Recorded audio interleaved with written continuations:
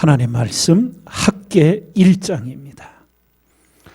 학개 1장 1절에서 15절까지 교독하겠습니다.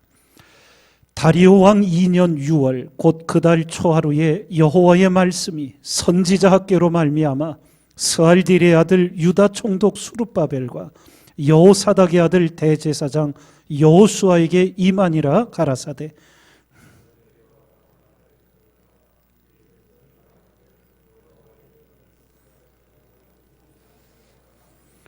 여호와의 말씀이 선지자 학개에게 임하여 가라사대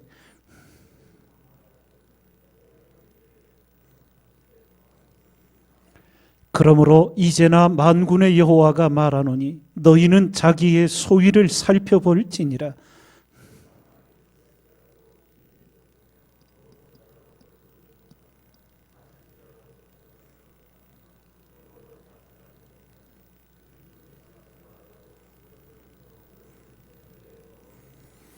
나 만군의 여호와가 말하노니 너희는 자기의 소위를 살펴볼지니라.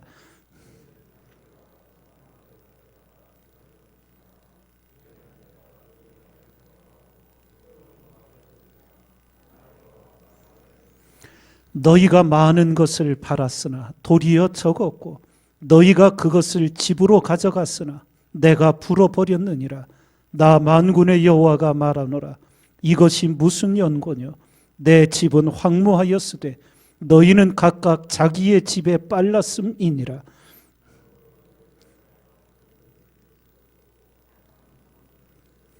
내가 한재를 불러 이 땅에 산에 곡물에 새 포도주에 기름에 땅의 모든 소산에 사람에게 육축에게 손으로 수고하는 모든 일에 임하게 하였느니라.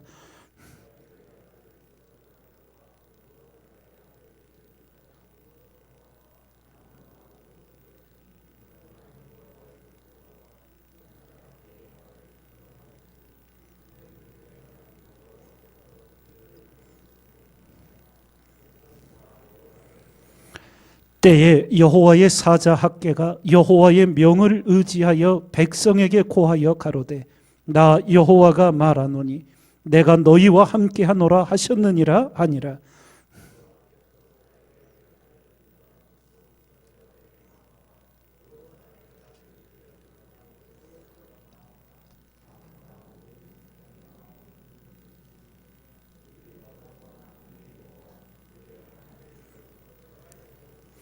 함께 읽습니다.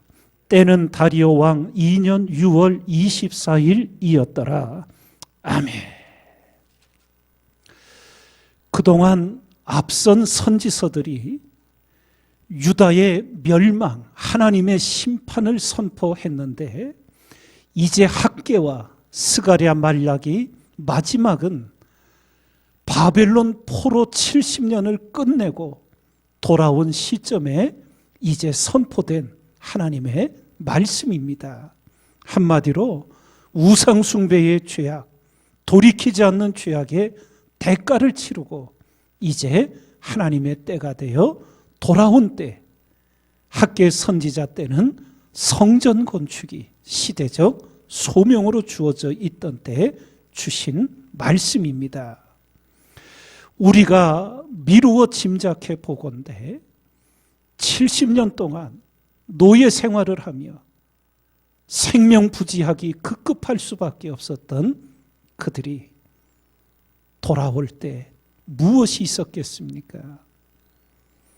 돌아와 보니 모든 것은 다 황폐하고 가진 것은 없고 그럼에도 거기서 하나님 앞에 하나님을 앞세워 시작해야 되는데 돌아온 그들이 오늘 학개 선지자를 통한 하나님의 탄식의 말씀을 보면 자기 집 짓는 것부터 이제 행하기 시작했던 겁니다.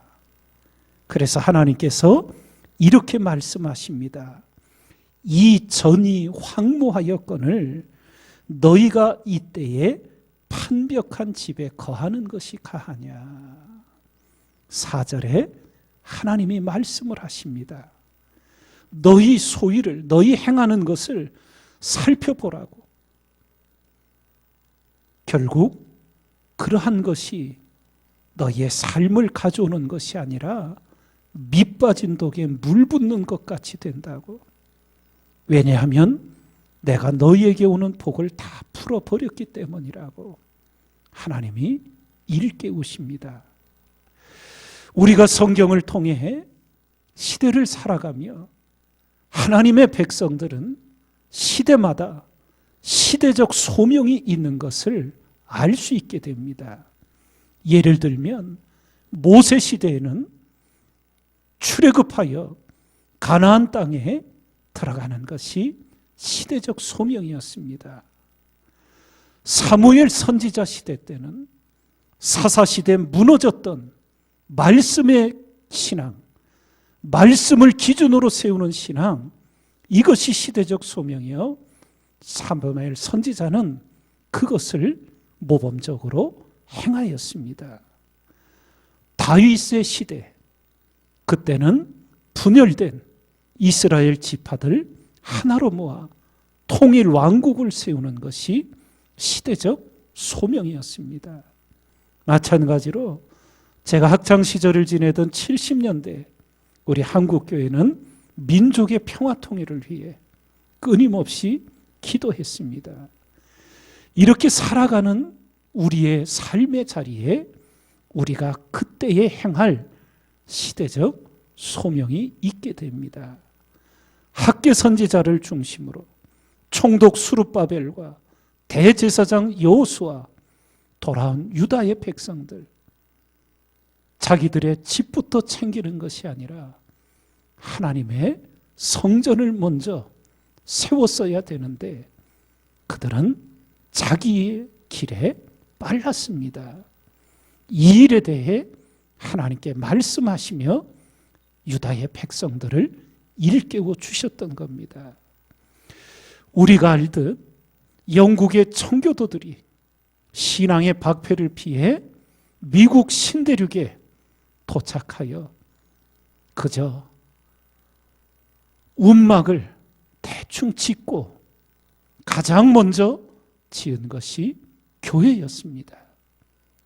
그리고 이어서 자녀들의 미래를 준비하는 학교를 지었고 맨 마지막에 자기의 살 집을 지었지요.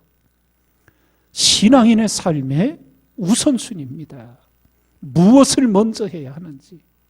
예.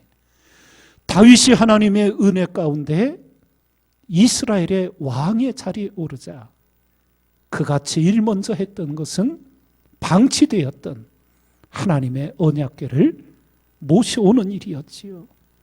처음에는 실패했지만 두 번째 기쁨으로 하나님의 언약궤를 제자리에 갖다 놓고 그 다음에 한 일이 하나님의 성전을 건축하는 일이었습니다. 그런데 우리가 알듯 하나님은 허락지 않으셨지요.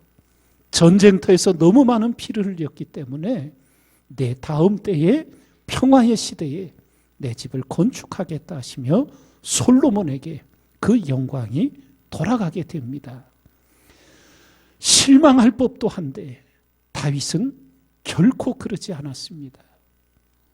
그는 성전 건축에 허락을 받지 못했지만 모든 준비를 마음을 다해 힘을 다해 해놓게 되지요. 결국 하나님께로부터 이런 복을 받습니다. 내가 내 집을 세우리 했으니 나는 너의 집을 세워주겠다고. 말씀을 잘 읽고 깨달아 사시기 바랍니다. 하나님을 믿고도 수많은 교인들이 자기 힘으로 자기 집을 세워 살아갑니다. 세상 사람들과 똑같이 살아가지요. 그러나 진정한 하나님의 백성은 하나님의 복을 받아 사는 인생입니다. 나를 사랑하고 내 계명을 지키는 자에게는 천대까지 은혜를 베푸시겠다고. 내가 너의 집을 세울 것이다. 그래서 우리가 성경을 보는 대로 다윗의 후손들, 그토록 그토록 하나님께 잘못하고 범죄하지만 하나님이 다윗을 기억하셔서 등불을 끄지 아니하시고 인내하며 세워주셨던 역사를 우리가 성경에서 보고 있지 않습니까? 하나님을 경외하며 하나님을 사랑하는 가운데 하나님의 집을 세움으로 하나님이 우리의 집을 세워주시는 그 놀라운 은혜, 영원한 은혜를 앞세워 살아가는 하나님의 사람들이 되시기 바랍니다. 요즘 또 이전에도 이런 전화들이 제게 옵니다. 이제 연세가 드셔서 자녀들과 합하느라고 자녀들이 있는 곳으로 이사를 하시게 되고 또 직장과 또 사업 관계로 서울이나 인천이나 타지로 옮겨 살아가시게 됐던 우리 교회 성도님들, 성전 건축의 소식을 듣고 성전 건축 헌금을 보내오시고 또 얼마 전에는 이제 성전 건축이 막바지 이르러서 이제 교회 비품들 헌물한다는 소식을 들었다고 하나님 앞에 작지만 마음을 드리고 싶다고 계속 교회 헌금 구자를 알려달라고, 예? 교회를 떠나가신 지 10년, 15년이 되시는, 예? 우리가 어떤 인생을 살아야 하는지, 예? 자기 앞가림, 자기 가는 길, 세상 사람들도 그렇게는 살아갑니다. 간절히 기도하기는 그러나 인생에 머물지 마시고 예수 그리스도의 교회인 그 모든 모습 속에 마음을 드리고 힘을 드림으로 하나님께서 여러분과 저를 그리고 우리의 집안과 후손들을 세워주시는 그 은혜를 힘입고 하나님께 영광 돌리는 우리 모두가 되기를 주님의 이름으로 축원을 드립니다.